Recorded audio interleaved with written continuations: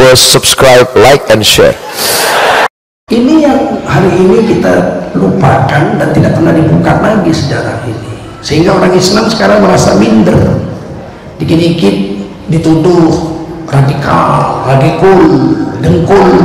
Baru didapat satu penggalian artefak di Takengong, Aceh Tengah, didapati kuburan, batu nisannya itu tertulis La ilaha illallah, sudah 4000 tahun, tapi tidak ada Muhammadun Rasulullah.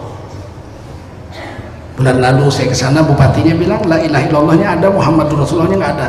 Memang Nabi Muhammad belum lahir 4000 tahun yang lalu kok. Artinya Indonesia ini dulu negeri Nusantara sudah dimasuki Islam 1400 tahun yang lalu, zaman sahabat.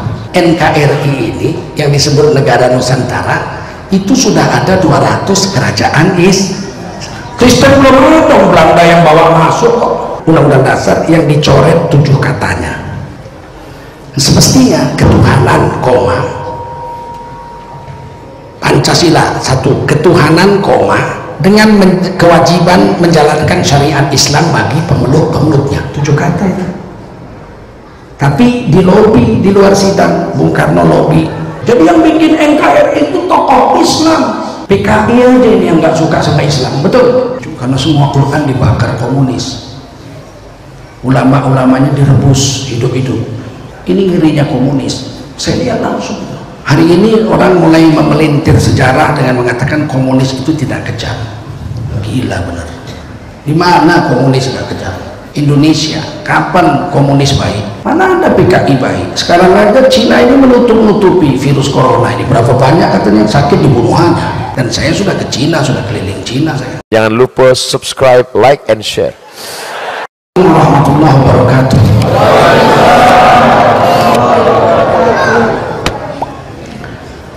Hamdan wa syukran lillah, wa salatan wa salaman ala rasulillah wa ala alihi wa sahbihi wa mawalah. Allahumma salli ala nabiyyina Muhammadin wa ala alihi wa sahbihi ajma'in. Amma ba'du, qala Allah ta'ala fi kitabihil karim, a'udzu billahi minasy syaithanir rajim. Bismillahirrahmanirrahim.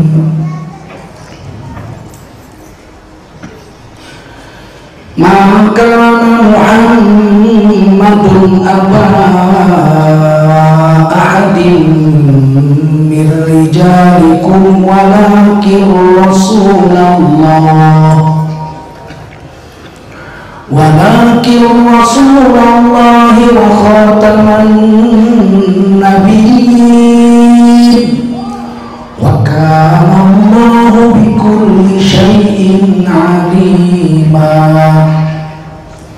Ya ayyuhalladzina amanu dzkurullaha dzikran katsira wasabbihuhu bukratan wa asila. Qala Rasulullah sallallahu alaihi wasallam, man kharaja fi talabil ilmi fahuwa fi sabilillahi hatta yarji. Baginda Rasul bersabda, siapa keluar untuk mendapatkan ilmu, orang itu adalah orang yang berjihad fi sabilillah sampai dia kembali ke tempatnya.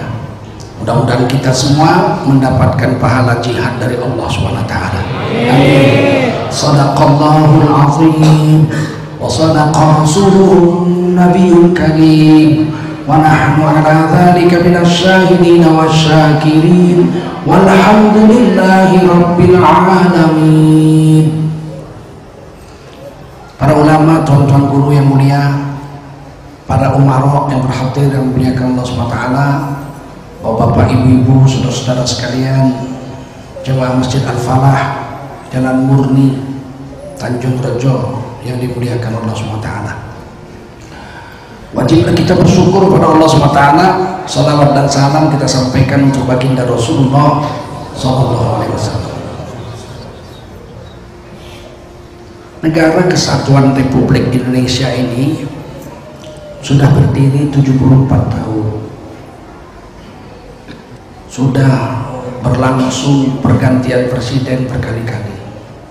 Presiden Soekarno 20 tahun, Orde Lama. Pak Harto 32 tahun, Orde Baru.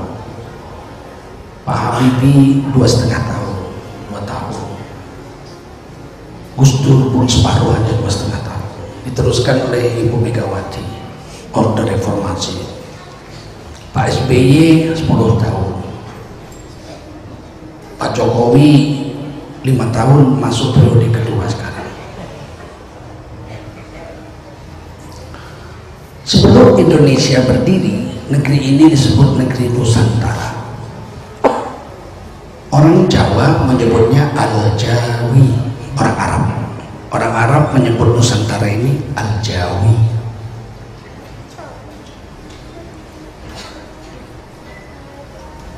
Luas wilayahnya dari Thailand Selatan bahkan ke sana lagi, ke atas lagi, Kamboja yang disebut suku Champa. Sunan Ampel itu ibunya orang Champa. Sunan Gunung Jati juga putra Champa. Kamboja itu terbagi 3. Sebelah utara Laos, Lao, suku Lao. Sebelah selatan suku Khmer. Sebelah barat yang mengarah ke Laut Cina Selatan disebut suku Champa. Suku Champa ini 100% Islam. Bahasanya serupa dengan bahasa Aceh.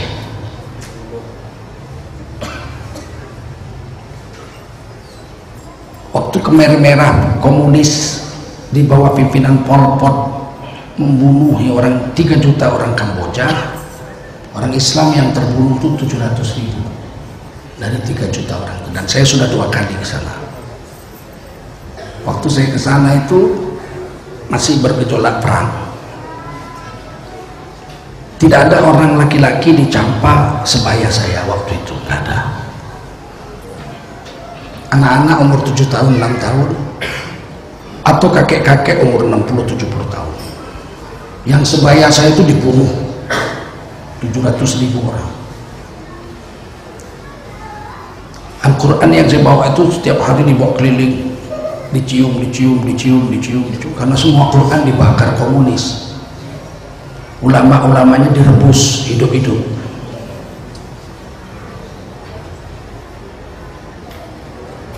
Ini ngerinya komunis. Saya lihat langsung.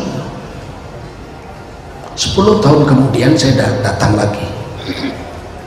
Anak-anak murid-murid saya yang saya ajar ngaji umur 6 tahun, 7 tahun itu 8 tahun, saya datang mereka udah umur 18, 17, 16 dan semua sudah kawin 4 karena ada ratusan ribu janda waktu itu di Kamboja.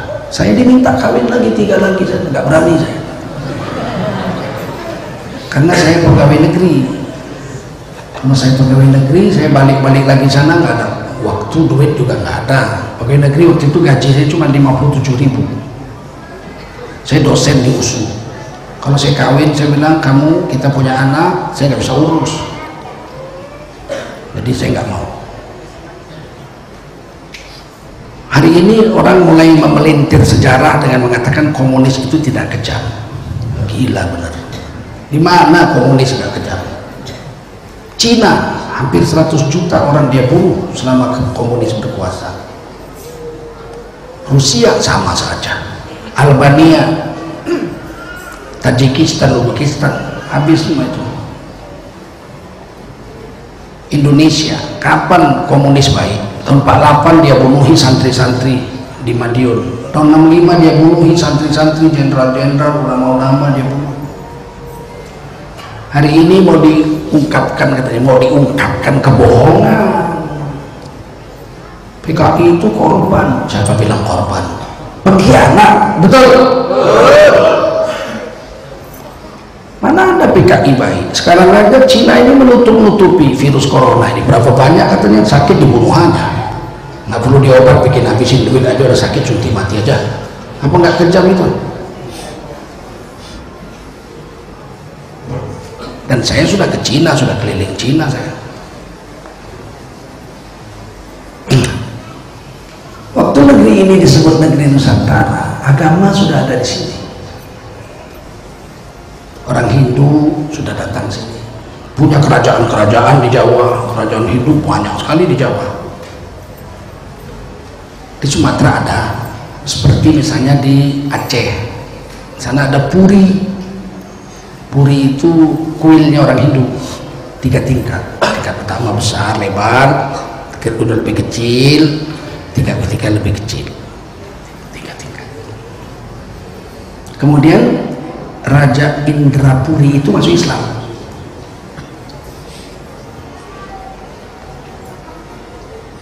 Kuilnya yang paling atas itu dibikin jadi masjid, dipasangi kayu-kayu jati, tidak dipaku, itu sampai sekarang masih ada. Saya sudah pernah sholat di situ. Indrapuri, namanya pun masih disebut Masjid Indrapuri. Puri itu istana, Indra itu dewa petir, bapaknya Adipati Karmo,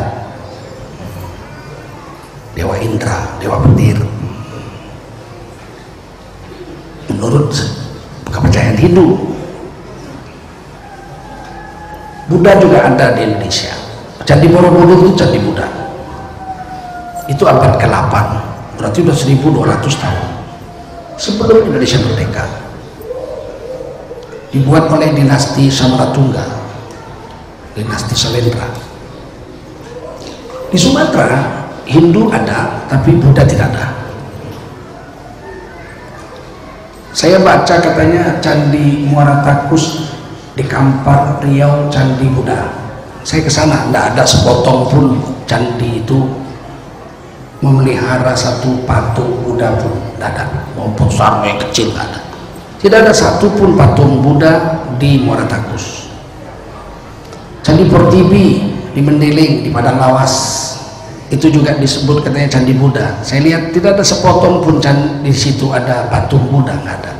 Dan bentuknya seperti jari, menunjukkan tauhid la ilaha illallah. Nggak ada patung di situ.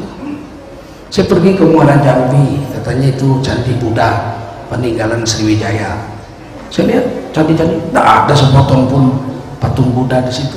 Kenapa dibilang itu Candi Buddha? Katanya yang di Muara Takus tulisan Sanskerta, saya lihat enggak, tulisannya Aramaik, tulisannya Nabi Ibrahim alaihissalam. Ada alif, ada lam, ada alif lam, ada waw. Mana ada huruf Sanskerta seperti itu? Itu tulisan Aramaik, bahasa yang dipakai oleh Nabi Ibrahim. Nabi Ibrahim punya anak 2, Ishak dan Ismail. Lebih tua Nabi Ismail 14 tahun. Nabi Ismail, Nabi Ishak. Nabi Ismail menjadi suku Arab, Bani Ismail. Tulisannya seperti tulisan Quran itu. Yang Ishak menjadi Bani Israel, bahasanya Hebrew, Ibrani. Kita bahasa Arab, mereka bahasa Ibrani. Nah, Indo bahasa Ibrani dan Hebrew itu Aramaik, bahasanya Nabi Ibrahim di Irak, Mesopotamia. Nggak ada di Muara Takus tulisan Sanskerta, yang ada tulisan Nabi Ibrahim Aramaik. Yang mengejutkan, baru didapat satu penggalian artefak di Takengon, Aceh Tengah, didapati kuburan, batu nisannya itu tertulis la ilaha illallah, sudah 4000 tahun, tapi tidak ada Muhammadun Rasulullah. Bulan lalu saya ke sana, bupatinya bilang la ilaha illallahnya ada, Muhammadun Rasulullahnya nggak ada. Memang Nabi Muhammad belum lahir 4000 tahun yang lalu kok. Terus agama siapa la ilaha illallah tulisan Arab? Agama Nabi Ibrahim, bukan tulisan Arab, itu tulisan Aramaik. 4000 tahun yang lalu. Ada di situ istana Raja Lingge. Dari Lingge itu Takengon turun ke bawah, membuat kerajaan Lingga di Tanah Karo. Mungkin dari situ berlayar sampai ke Kepulauan Riau, di sana ada kerajaan Lingga di Riau Kepulauan. Orang Karo bukan keturunan Batak, itu buatannya Belanda penjajah Raja Batak, si Raja Batak. Orang Karo mana disebut Batak, bahasanya juga bukan rumpun bahasa Batak. Bahasa Karo lebih dekat ke bahasa Alas, Kota Cani dan Takengon. Siti Kalang itu bahasanya lain, orangnya pun lembut-lembut. Ini yang harus diluruskan. Tapi kita akui agama Buddha ada 1200 tahun yang lalu masuk sini, Candi Borobudur. Sebelum itu mungkin sudah ada tapi tidak besar. Bagaimana dengan agama Islam? Agama Islam tahun 48 Hijriah, berarti 1400 tahun yang lalu, itu sudah ada kuburan sahabat di Barus, Tapal di tengah. Dulunya di bukit kecil aja, dikubur situ. Tapi kemudian lautnya surut, sehingga sekarang bukitnya itu tingginya 850 anak tangga. Sudah bikin tangganya, ada pegangannya kayak besi. Di atas itu ada satu kuburan namanya Syekh Mahmud. Kabarnya beliau adalah ibnu bin atau anak daripada Abdullah bin Mas'ud radhiyallahu anhu, sahabat Rasulullah. Ibnu Mas'ud itu ahli Quran, 4 orang zaman Rasul beliau masuk 1. Zaman Rasulullah SAW yang jagoan Quran itu 1 Abdullah bin Ubay, Ubay bin Ka'ab, bukan Abdullah bin Ubay bin Munafiqun. Ubay bin Ka'ab radhiyallahu anhu ini imam sholat tarawih pertama berjemaah di zaman Khalifah Umar bin Khattab radhiyallahu anhu. Ubay bin Ka'ab. Yang kedua Abdullah bin Mas'ud. Yang ketiga Abu Musa al-Asy'ari, orang Yaman. Yang keempat Salim, maulanya Huzaifah. Jadi dia budak dimerdekakan dengan uangnya Sayyidina Huzaifah, maka disebutnya maula Huzaifah radhiyallahu anhu. Salim, 4 orang. Kalau kita belajar qiraat 7, itu silsilahnya itu mesti sampai situ. Saya punya ijazahnya, saya ambil dari Ustaz Asroi Abdurrauf, Syekh Asroi Abdurrauf. Jadi ijazah saya itu 1 buku, itu dari guru saya Syekh Asroi Abdurrauf, gurunya Syekh Ahmad Hijazi, Raisul Qurra di Makkah, terus gurunya lagi, sampai Ubay bin Ka'ab radhiyallahu anhu anin Nabi sallallahu alaihi wasallam an Jibril alaihi salam anillahi ta'ala. Wah, sampai situ ijazahnya. Begitu juga nanti yang dari Abdullah bin Mas'ud. Anak beliau itu berkubur di Barus tahun 48 Hijriah, zaman Sayyidina Muawiyah bin Abi Sufyan. Kalau berkuburnya tahun 48 berarti sampai situ sebelumnya. Setuju? Setuju? Nah, masa sampai langsung mati. Dan murid-muridnya itu dikubur di kuburan Mahligai namanya, Bukit Mahligai. Salah satu muridnya yang paling tua adalah Syekh Rukunuddin, pendiri agama. Rukunuddin itu tiang agama, ada di sana, masih ada. Artinya Indonesia ini dulu negeri Nusantara sudah dimasuki Islam 1400 tahun yang lalu, zaman sahabat.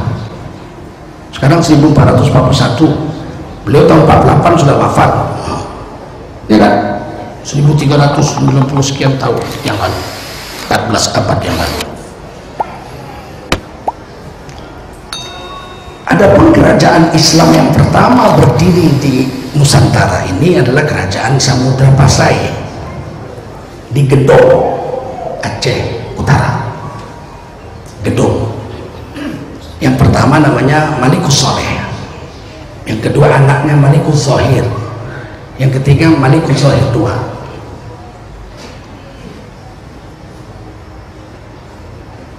Anaknya yang keempat keturunannya namanya Zainul Abidin, dibawa oleh Laksamana Cheng Ho, pendakwah Cina, jenderal Cina Laksamana Cheng Ho, dibawa ke Cina, disekolahkan di sana, mati.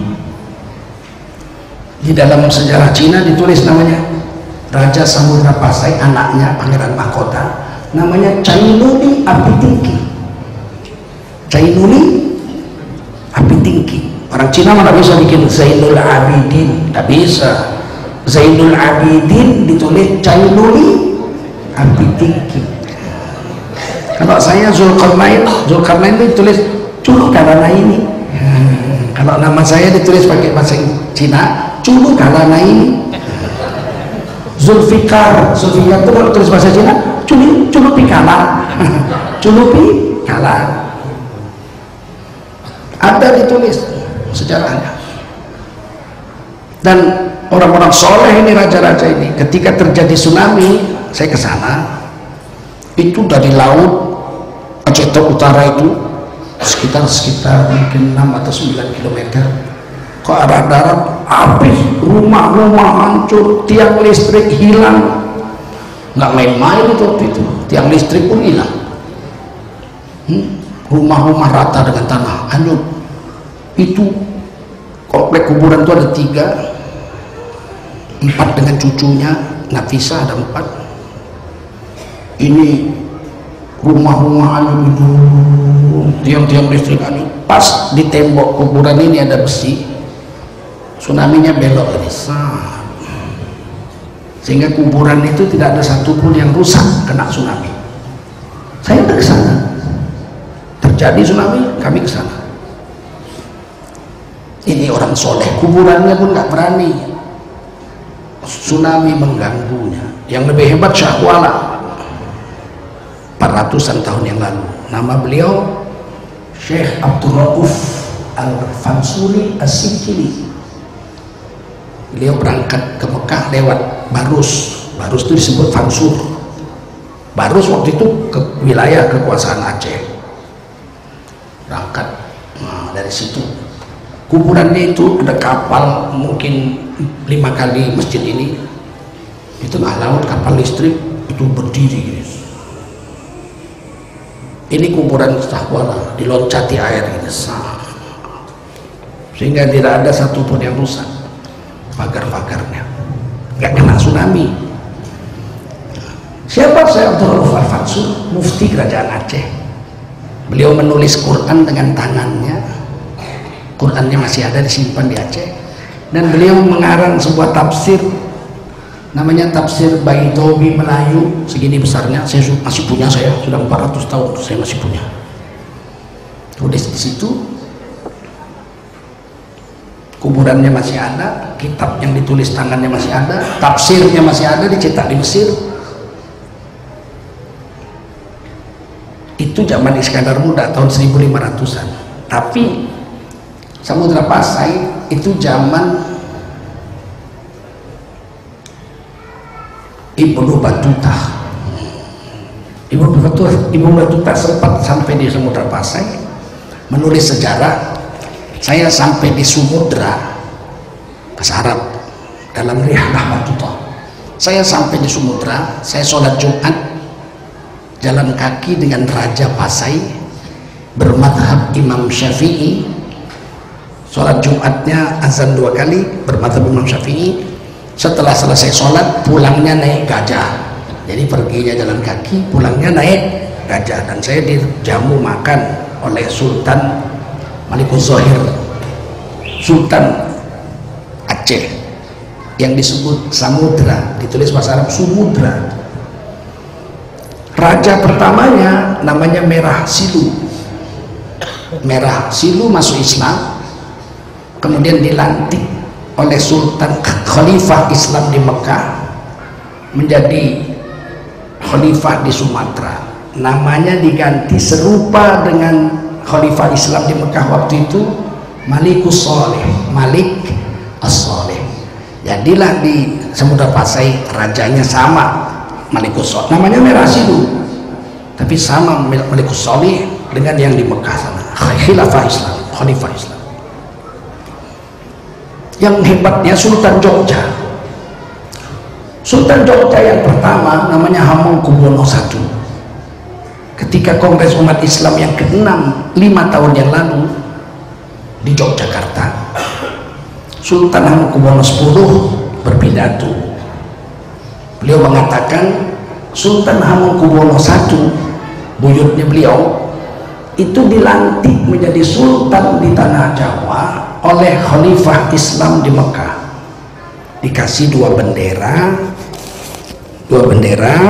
satu bendera hitam bekas robekan kelambu Ka'bah, kiswah, tertulis la ilaha illallah, dan satu lagi bendera hijau tertulis Muhammadun Rasulullah. Sampai sekarang masih disimpan di Istana Sultan Jogja. Artinya Sultan Jogja itu dilantik oleh Khalifah Islam di Mekah, dan beliau digelar Khalifatullah fil Jawi, bahasa Jawanya Khalifatullah ing tanah Jawi, gelarnya Hamengku Buwono, yang memangku bumi. Itu langsung pidato Sri Sultan Hamengkubuwono X. Jadi jangan kita alergi dengan khalifah Islam, khilafah jijiknya bukan main. Ratusan tahun sebelum Republik Indonesia berdiri, Indonesia ini, Nusantara ini sudah ada hubungan dengan khalifah Islam. Sultan Iskandar Muda abad ke-15 itu 16, beliau itu punya hubungan dengan Turki Osmania, khalifah Islam, diberi meriam, diberi senapan, punya kapal perang yang hebat, bisa menaklukkan Marco Polo. Angkatan Laut Aceh itu menaklukkan Marco Polo. Marco Polo nggak bisa masuk Indonesia. Magelhaens itu terbunuh menurut riwayat di tangannya Malahayati, Laksamana Malahayati, orang Aceh, panglima perang Aceh, orang perempuan lagi. Nah, ini yang hari ini kita lupakan dan tidak pernah dibuka lagi sejarah ini, sehingga orang Islam sekarang merasa minder, dikit-dikit dituduh radikal, dengkul.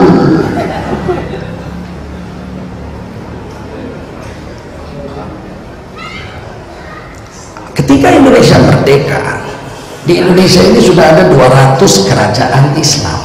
Berapa?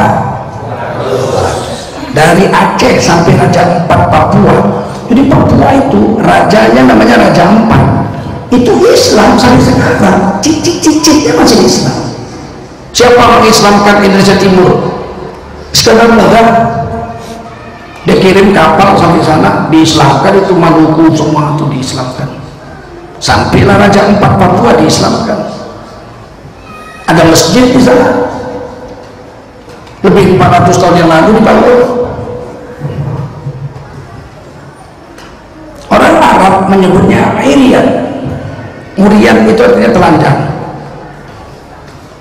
Jadi Irian itu, Urian bahasa Arabnya itu artinya telanjang, nggak berpakaian. Orang Barat menyebutnya Papua.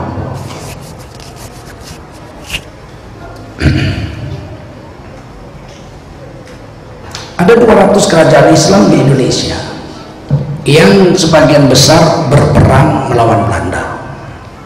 Jadi yang perang melawan penjajah Belanda itu raja-raja, pangeran-pangeran, ulama-ulama, bukan preman-preman, bukan minum tuan, bukan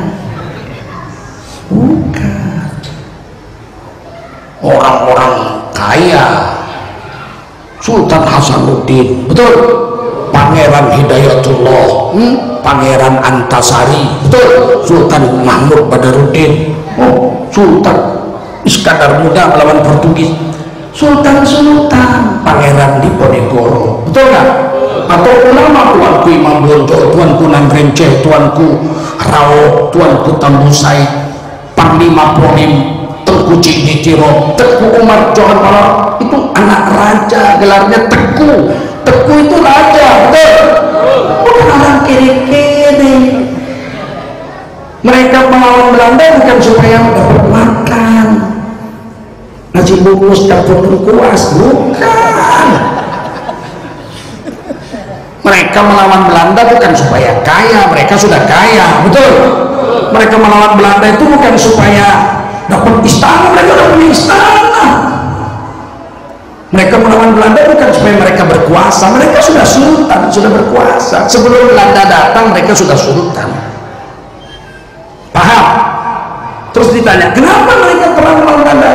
Karena Belanda tidak membolehkan kita menjalankan agama 100%. dicampuri karena Belanda membawa agama Zending Kristen.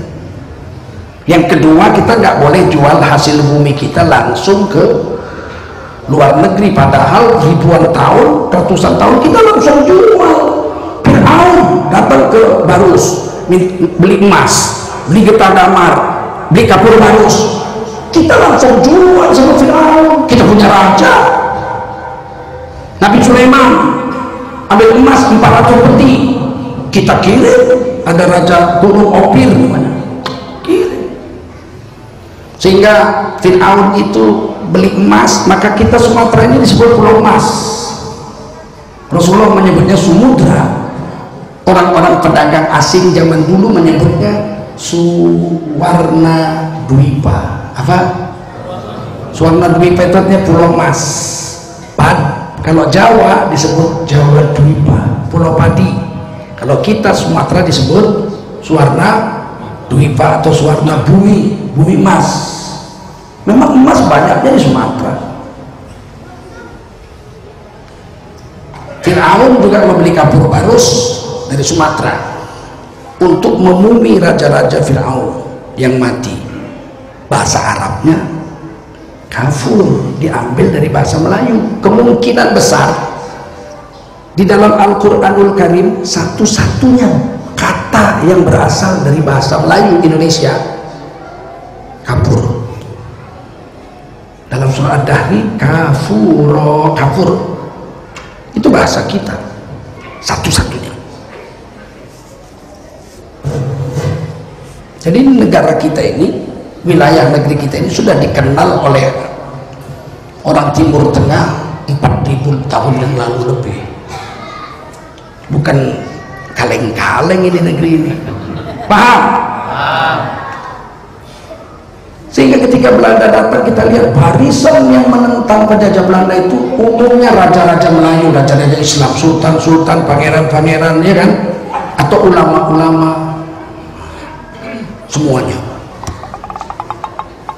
Yang menjadi polemik Sisingamangaraja, katanya Kristen. Tidak, Sisingamangaraja tidak Kristen. Siapa yang bilang?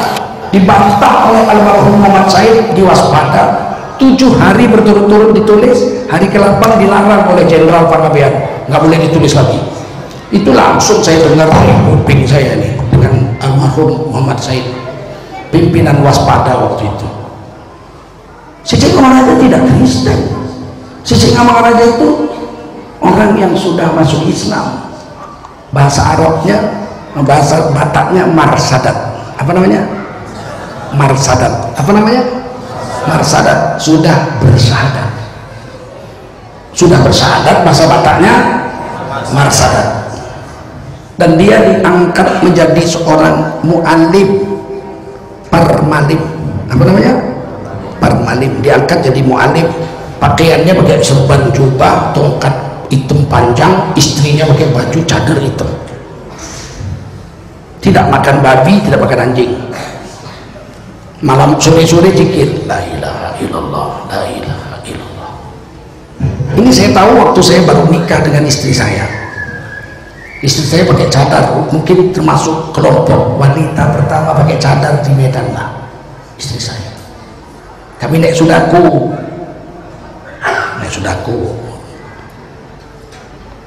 tiba-tiba masuk rombongan, kami belakangan, orang itu duluan. Ada beberapa wanita duduk, ada 4, 5, 6, 7 orang. Nah, kami masuk, duduk hadap-hadapan gitu. Terus diliatin, isi sebagai cadar, diliatin sama perempuan-perempuan itu. Terus perempuan ini ngomong pakai bahasa Batak, tapi saya ngerti bahasa Batak. Dia bilang, ini macam nenek-nenek kita ya, pakai tutup muka hitam-hitam begini, lakinya pakai serban jubah begini, macam kakek nenek kita. Terus saya tanya, kalian dari mana? Oh, kami dari Tapanuli. Agama apa kalian? Kami agama Permalim. Oh, Permalim. Pakaiannya macam kalian inilah, nggak makan babi, nggak makan anjing. Oh iya, kalian Permalim. Dijadikan mu'alim.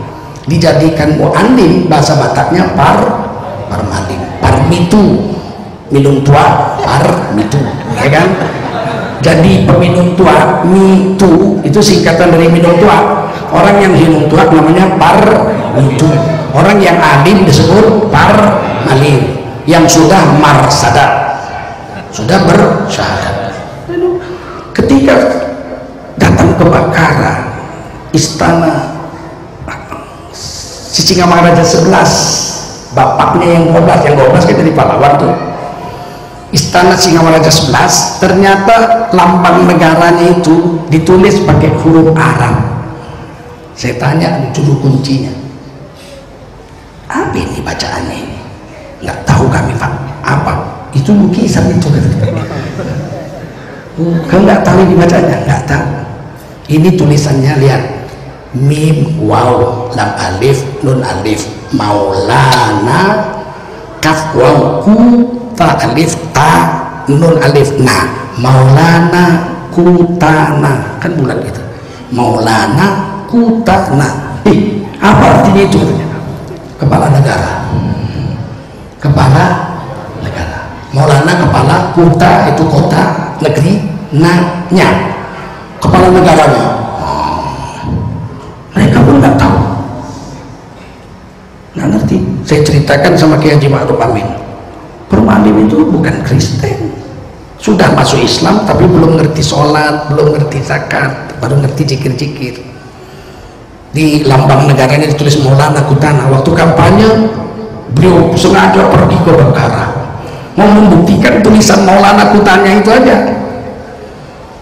Saya duluan sana, remaja-remaja kan saya petualang, pergi sana pergi sini pergi sana, tapi sambil belajar sholat saya tetap jaga. Nggak pernah saya berzina, nggak pernah saya minum minuman keras, mencuri, nggak pernah menipu, saya nggak mau. Naik haji aja saya jalan darat dari Malaysia ke Mekah. Biasa, kita memang biasa pergi kemana-mana, tapi untuk sambil belajar. Jadi sebelum Belanda datang, NKRI ini yang disebut Negara Nusantara itu sudah ada 200 kerajaan Kristen. Belum ada Belanda yang bawa masuk kok. Yang bawa masuk kan Belanda. Sampai sini paham? Akhirnya kita merdeka.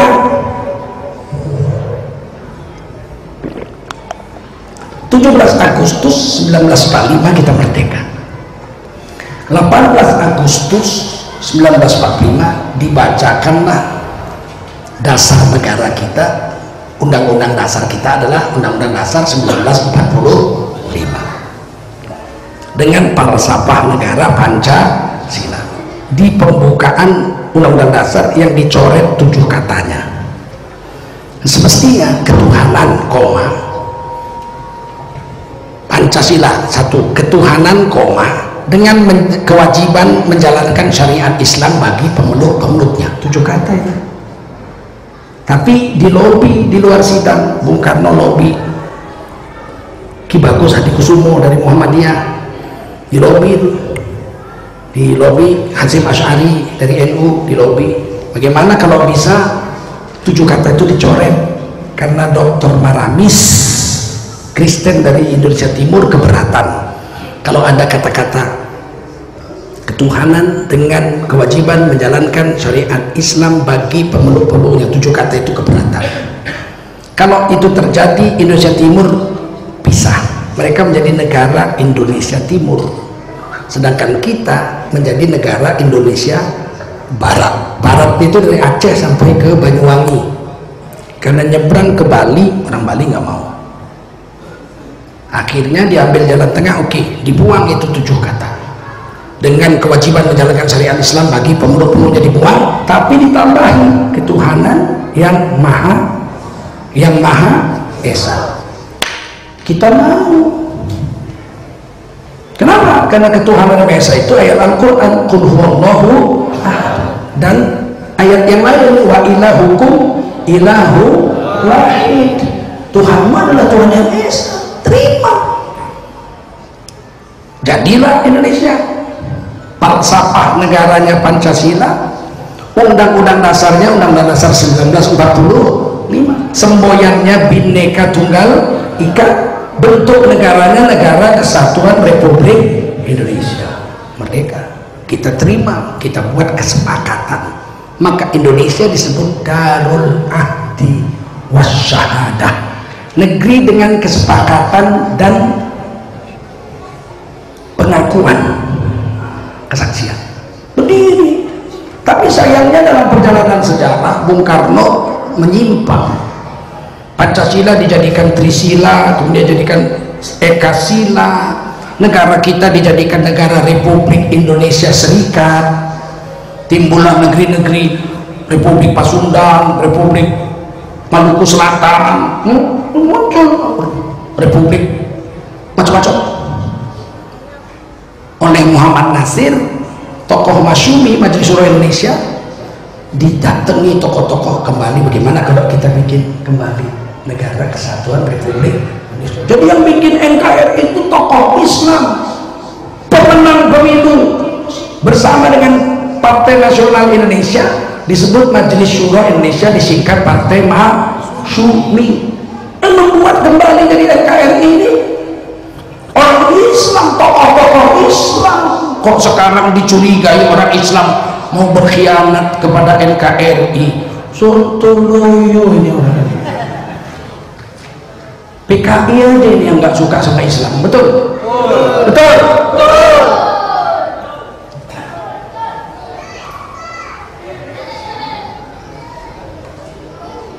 Kenapa saya ceritakan ini, ceramah ini? Ini bukan cerita politik, ini cerita Islam, betul? Islam di negara Nusantara, 230 juta rakyat Indonesia Islam dari 267 juta, 88,7% orang Indonesia beragama Islam. Islamnya Ahlus Sunnah wal Jamaah, bukan Syiah, bukan Ahmadiyah, bukan Qadariyah, bukan Jabariyah, bukan Mu'tazilah. Kita Islam Ahlus Sunnah wal Jamaah. Ini sampai sini sudah paham ya? Ketika ada orang mengatakan agama adalah musuh terbesar Pancasila, ini bahayanya bukan main. Tak pernah agama berperan dengan Pancasila. Justru Pancasila itu berdiri karena adanya agama Islam. Sekarang saya jelaskan biar ada bukti.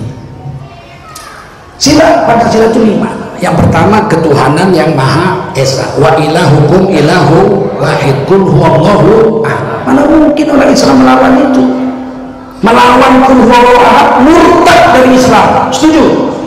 Setuju? Nggak setuju bahwa Allah itu satu esa, murtad dari Islam, betul? Mana mungkin kita melawan pasal sila pertama, murtad kita kalau melawan itu? Maka pasti kita terima. Yang kedua, kemanusiaan yang adil dan beradab. Ini tiga-tiga bahasa Arab. Manusia bahasa Arab, adil bahasa Arab, adab bahasa Arab.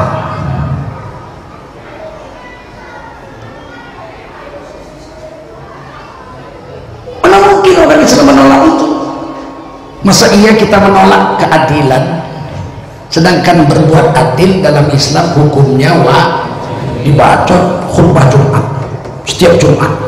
Innallaha ya'muru bil adli wal ihsan wa ita'i dzil qurba wa yanha 'anil fahsya'i wal munkari wal baghi. Setiap Jumat dibaca innallaha ya'muru bil adli wal ihsan. Sesungguhnya Allah memerintahkan untuk berbuat adil dan berbuat ihsan. Nggak adil namanya zalim, betul? Zalim tidak berhak masuk neraka, apa sih, surga. Orang zalim nggak berhak masuk surga. Siapa menolak? Saya ini dosen linguistik, dosen bahasa 50 tahun di USU dan pensiun sekarang saya pensiun karena saya mau memilih dakwah lah. Saya bisa pensiun sampai 65 umur ketuaan, ya nggak? Nah, saya mau dakwah. Adil itu tidak ada padanan katanya dalam bahasa Indonesia. Coba apa bahasa Indonesianya adil? Adil. Kalau dapat ada padanannya bisa. mampu, ya enggak? Nah, betul. Adil apa coba?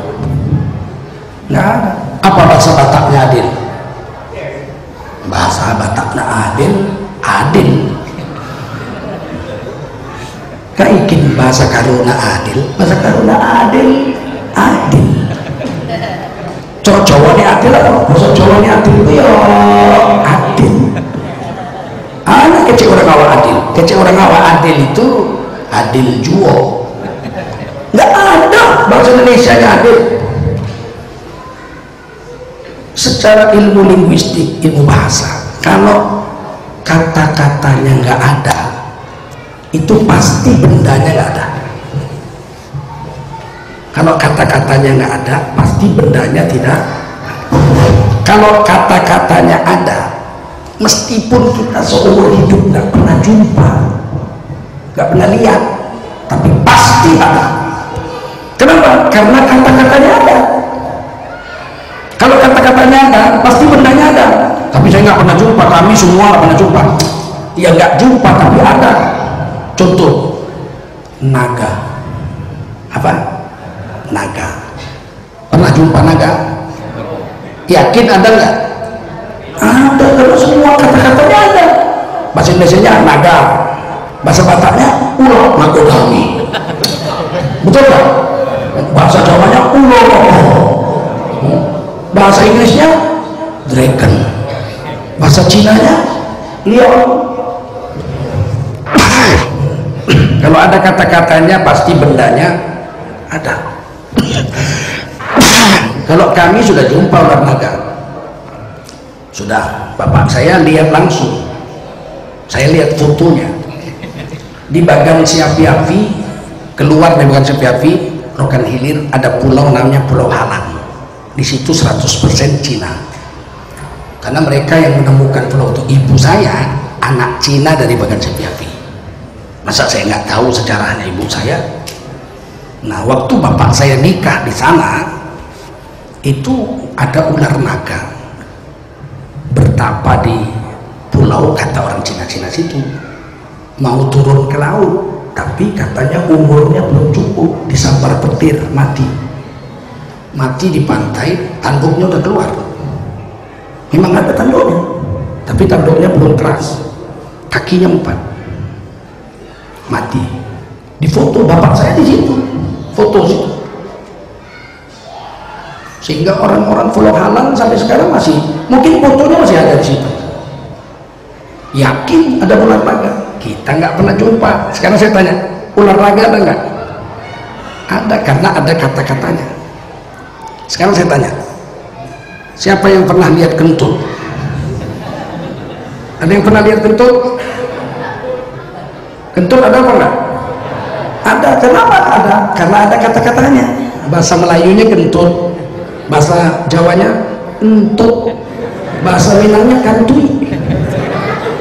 Kalau ada kata-katanya, bendanya pasti, walaupun kita nggak pernah lihat.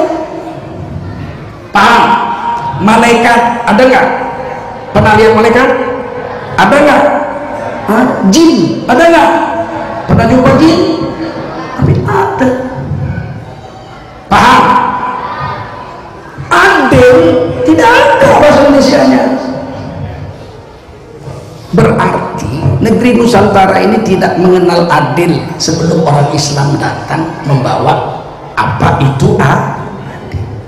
Sebelum Islam datang kemari, orang Nusantara itu tahunya pat gulipat, siapa cepat dia dapat, siapa kuat dia menang, siapa berani melawan.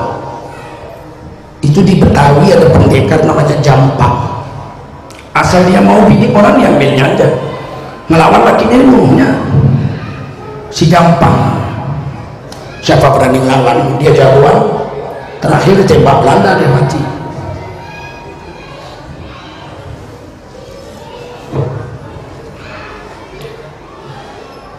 Jadi kalau adil itu yang membawa kemari orang Islam, maka yang paling tahu apa itu adil pasti orang Islam.